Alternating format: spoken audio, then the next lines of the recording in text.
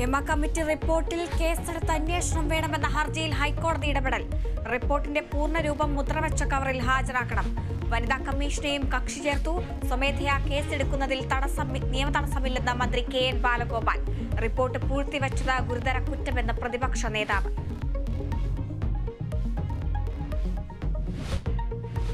കൊൽക്കത്തയിലെ വനിതാ ഡോക്ടറെ കൊലപ്പെടുത്തിയ കേസിൽ വീണ്ടും വിമർശനവുമായി സുപ്രീംകോടതി. അന്വേഷണത്തിൽ വൈരുദ്ധ്യമെന്ന് നിരീക്ഷണം. പോസ്റ്റ്മോർട്ടത്തിന് ശേഷമാണ് അസ്വാഭാവിക മരണത്തിന് കേസെടുത്തത്. അന്വേഷണം തുടക്കം മുതൽ സംശയാസ്പദമായ രീതിയിലെന്നും സുപ്രീംകോടതി.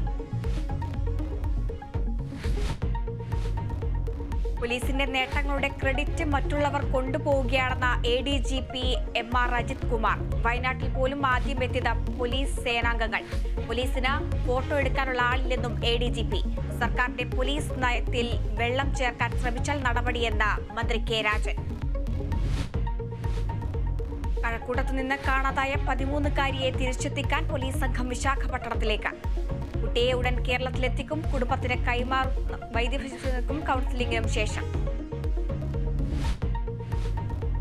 സംസ്ഥാനത്ത് ശമനമില്ലാത്ത പകർച്ചവ്യാധികൾ. ഈ മാസം എലിപ്പനി ബാധിച്ച് മരിച്ചത് 20 പേർ. 8 മാസത്തിനിടെയുള്ള എലിപ്പനി മരണം 116 ആരോഗ്യവകുപ്പ് കണക്കുകൾ. ഇടുക്കി ബൈസൺ വാലിയിൽ അതീവ പരിസ്ഥിതി ലോല മേഖലയിൽ അനധികൃത നിർമ്മാണം. ചക്രമുടി മലനിരകളിൽ നിന്ന് മുറിച്ചു കടത്തിയത് ആയിരക്കണക്കിന് മരങ്ങൾ. മലയിടിച്ചു നിരത്തി കിലോമീറ്ററുകൾ റോഡ് നിർമ്മിച്ചു.